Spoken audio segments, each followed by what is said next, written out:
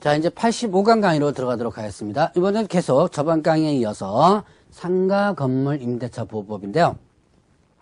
자, 이 상가 건물 임대차 보호법에서 이제 주택임대차 보호법과 또 다른, 자, 계약갱신 요구 부분도 주택임대차 보호법에 없는 내용이지만 이 권리금 내용도 주택임대차 보호법에 없는 내용이고요.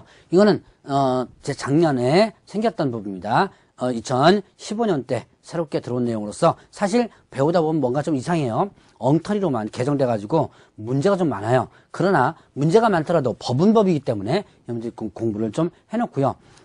앞으로 개정된다고 하는데 언제 개정할지 모르겠습니다. 개정되면 그때 다시 한번 체크를 해서 한번 또 강의를 또 하도록 하죠. 자, 이때 권리금과 관련된 부분인데요. 자, 권리금은 임대차 목적물인 상가 건물에서 영업을 하는 자 또는 영업을 하려는 자, 영업하는 자나 하는 자가 영업시설의 비품, 거래처, 신용영업사 노하우, 상가 건물의 위치에 따른 영업상의 자 유형, 무형의 재산적 가치의 양도 또는 이용대가, 재산적 가치의 양도나 그 이용대가로서 임대인이나 임차인에게 보증금과 차임 외에 지급하는 금전의 대가다. 금전의 대가를 뭐라 한다? 권리금이다. 권리금은 판례상 나타난 부분에 있어서 법조문에 이렇게 규정되었습니다. 그러니까 이거는 뭐 달달달 외울 필요 없이 그렇구나라고 해서 그냥 넘어가면 돼요. 자, 그러면 권리금 계약이 있습니다. 자, 이 권리금 계약을 잘 보셔야 돼요. 계약의 주체자가 누군지를. 신규 임차인이 되려는 자가 임차인에게 권리금을 지급하기로 하는 계약이다. 자, 신규 임차인이 되려는 자가 임대인에게, 이렇게 되면 틀리죠. 자, 그때 임대인이 임차인에게 이렇게 하면 틀리죠.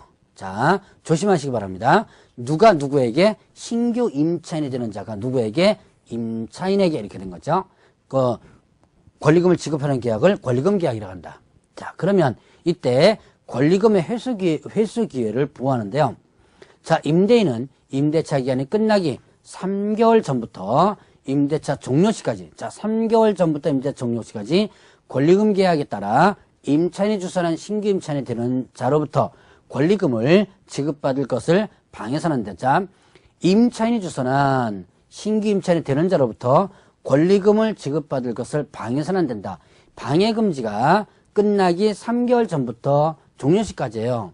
자, 그러면 이때 누구가 임차인이 주선한 신규 임차인. 자, 여기서 임대인이 주선한 신규 임차인이 아닙니다.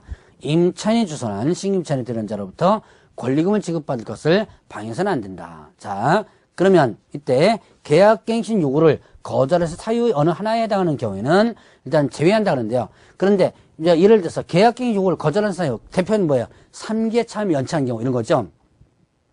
예를 들어서 3개 차임을 연체하는 경우라든가 이런 경우는 일단은 방해도 된다는 얘기예요. 이 방해 금지 규정이 적용되지 않는 거죠. 자, 그러면 이때 금지되는 방해일을 보게 되면요. 임차인이 주선한 신규 임차인이 되려는 자. 누가 주선한 거예요? 임차인이 주선한 신규 임차인이 되려는 자에게 권리금을 요구하거나 누가? 임대인이 권리금을 요구하거나 임차인이 주선한 신규 임차인이 되는 자로부터 권리금을 수수하는 행위. 누가 하는 거예요? 그러니까 권리금을 요구하거나 수수하는 것은 누가? 임대인이 이렇게 하면 안 된다는 거죠. 임차인이 주선한 신규 임차인 되려는 자로부터. 자, 그리고 임차인이 주선한 신규 임차인 되려는 자로 하여금 임차인에게 권리금을 지급하지 못하게 하는 해. 자, 임차인이 주선한 자. 여기에는 임대인이 주선이 아니에요.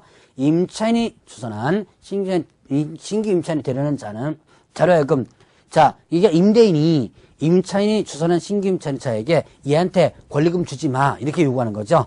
그렇게 해서는 안 된다라는 부분이에요. 자, 그 다음에 또 임차인이 주선한 신규 임차인이 되는 자에게 상가 건물에 관한 조세 공과금, 주변 상가 건물의 차임 보증금 그 밖의 부담에 따른 금액에 비추어 현저히 고액의 차임과 보증금을 요구하는 행위. 자, 이건 뭐냐면 상가 임대차 보증금이나 월세를 이거를 너무 터무니없이, 시세보다 너무 터무니없이 요구하는 거예요. 그래놓고 뭐 하는 거야? 하든지 말든지 맘대로 해. 대부분 계약을 깨려고만 요구하는 경우가 있죠. 계약을 깨려고 요구할 때 이렇게 터무니없이 요구하는 경우가 많아요. 자, 이렇게 해서는 안 된다라고 하는 부분이죠. 자, 그 다음에 또 그 밖에 정당한 사유 없이 임대인이 임차인이 주선한 신규 임차인 되는 자와 임대차 계약의 체결을 거절하니 정당한 사유 없이 임대차 계약을 거절해서는 안 된다는 얘기예요. 정당한 사유 없이. 자, 이렇게 금지되는 행위, 결국 금지되는 행위는 결국 누구에게는 누가요? 자, 임대인이 임차인이 주선, 자, 임대인이 주선은 아니에요.